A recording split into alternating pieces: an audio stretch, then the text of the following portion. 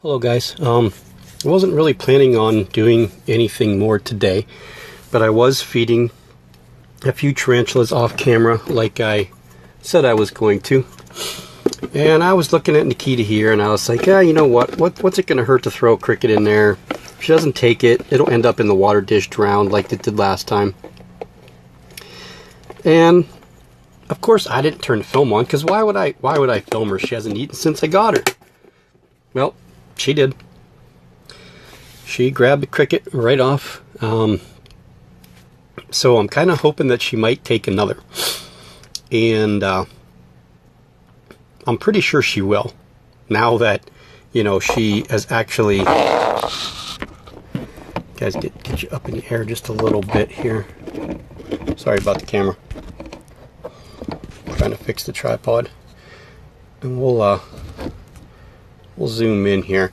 I'm going to throw another cricket in and see if she just may be willing to take that one also. Yeah, we'll see. Oh yeah. So all this time, said it's been 2 weeks since I tried feeding her. And I really honestly didn't expect her to eat. I really expected her to be molting sometime in the near future, and this was just kind of a, you know what, the cricket was in the little vial here, so I decided, what the heck, I'll give it a shot and see what happens. I fed the 2 jumping spiders that I have left. I fed the Homoioma species blue, and that one ate. The Bumbacabocla did not yet. The Klugi did not yet. I did not feed the Lugardi because the Lugardi's pretty decent sized abdomen. And I don't think the Brachypelma auratum took its cricket yet either. No, it's drinking water actually.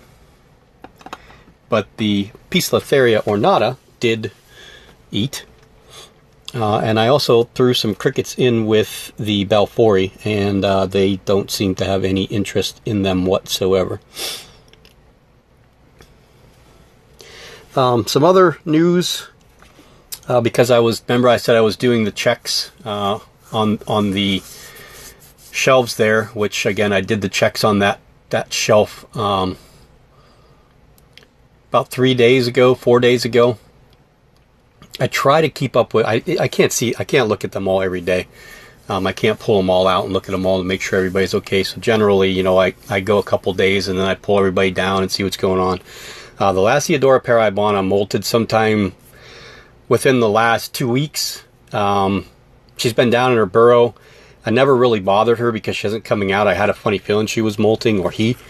So the other day I took him down and lifted up the cork bark, and there was a molt in there. So I pulled it out, brought the molt out, put it on the styrofoam that I usually pin them to try to sex them. And of course, right where you need to sex them at, that was completely torn off, and I didn't even have it. So when I unfurled it, there wasn't the part that I needed there. So I have no idea what it is yet, so we'll have to wait for another molt, which he's on roughly about a 6-month molt cycle now, so sometime this summer. Looks like it did put on a little bit of size, but I really can't tell you how much. Maybe an inch. I'm not really quite sure. It's hard to tell because she didn't really come out, so let me get some good footage of Nakita here anyway. Well, this makes me happy because at least she ate. Since she's been here. Let's see what else. The Pac-Man frog died. It wasn't eating very well, and matter of fact, for the last couple of weeks, it kind of refused to eat anything, which I was surprised because it would take superworms all the time. So I tried a earthworm, and it didn't want anything to do with it. So the other day, I kind of tried to force the frog. I put a glove on. I think I just kind of pushed on the side of the jaws so she would open her jaws. I put the worm in there and let her close. She started to chew on it, and then she spit it right back out again. So I didn't want to mess with her. I took her out. I put new substrate in, cleaned everything out. put fresh water in her bowl. So this would have been 2 days ago, 3 days ago. And when I was checking today, she was dead. Her eyes were gone, sunk in. They were mites all over her. Either they were mites or they were the springtails that were in there with her. That very well could have been springtails that were on her. But so yeah, we don't have any more amphibian. Well, we saw the newt, but yeah, Pac-Man frog died. So there'll be a spot open up there. The Samani is going to get moved here into one of those bigger European style tubs, like I said, and that'll move that area even farther down. We'll probably end up looking at rehousing the female Pamphobeteus pedersei as soon as she molts. She'll definitely need a rehouse, and the male will probably need a rehouse the molt after that, after when he molts again. Other than that, everybody else is still doing their normal stuff. All my pre-molt spiders are sitting here flipping me off, telling me we're not going to molt because we know you want us to.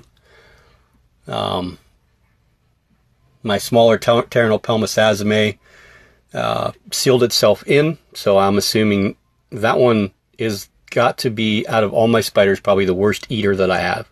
That spider just will not eat, but it continues to grow. It continues to get abdomen size and molt.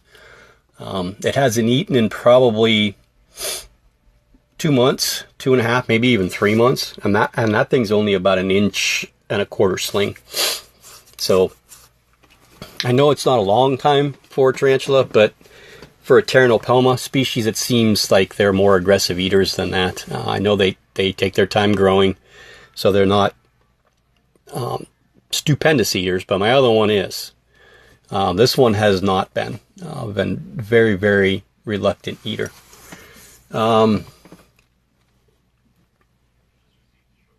Neoholothele insae communal, the last time I looked, I saw 2 out of the 4, but I believe one is buried underneath the water cap and one is buried down inside. When I fed them, 2 came out to eat pretty quickly. The other 2 I never saw, so hopefully they're still in there.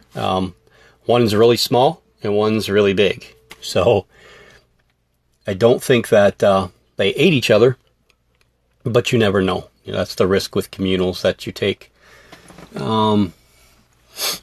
Anything else really exciting? Not really. My next feeding video will be of the Poecilotheria sapusca highland. Probably strictly her, and then I'm going to do a tarantula spotlight with her. I wanted to do something different, even though I said I was going to get back to the brackies. I think I'm going to do, you know, something different, and hit an old world species like that one. Again, that's one of my favorite spiders overall.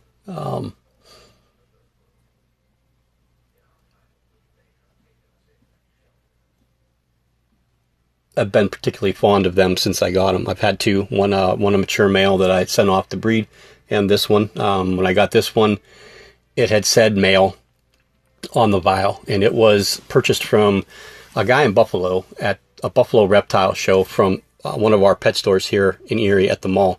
The guy that takes care of the reptiles and arachnids and stuff like that, his name is Jim, and he picked it up with a few other spiders. And I said, you know, I'm going to take it anyway, just because, you know, I mean, I sent mine away and I wanted to have another one. And so I was believing it was male because that's what it said on the vial. It said male Poecilotheria, ivory ornamental. And then when it molted out, after the second molt I had, we saw the spermathecae, and I was just super, super excited.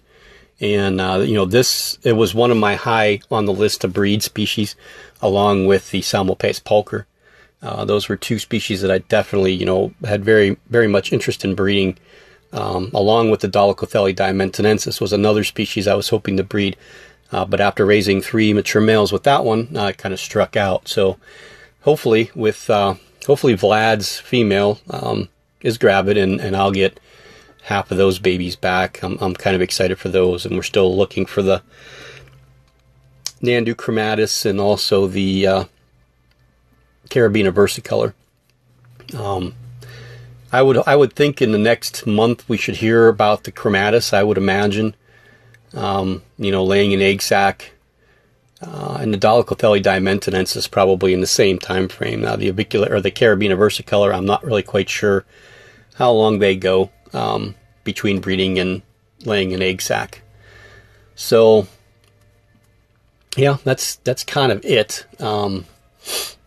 Again, I wasn't really expecting to do a video, and I wasn't expecting to talk to you 11 minutes. But whenever you get an opportunity to see, you know, a GBB of this size eating and spinning a web and making its owner happy, you kind of have to take advantage and kind of share that with everybody. Because, you know, I mean, if you listen to Petco on the Dark Den, he talks about how, you know, the collection is everybody's.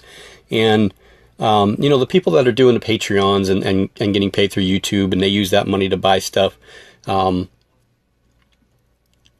it brings that all together. So that it makes everybody feel like, you know, it actually is kind of my collection too, you know, because we're all watching the videos and we're all sharing in. And I feel the same way with these guys, you know, because of people have taken to this channel as well as they have. I do feel like sharing stuff like this, you know, a spider that hasn't eaten since I got it and all of a sudden eats, I thought that would be good to do, you know, let everybody know that we are eating and we are healthy and everything's good to go. And maybe she'll do some more webbing now that she's going to have a couple crickets in her belly.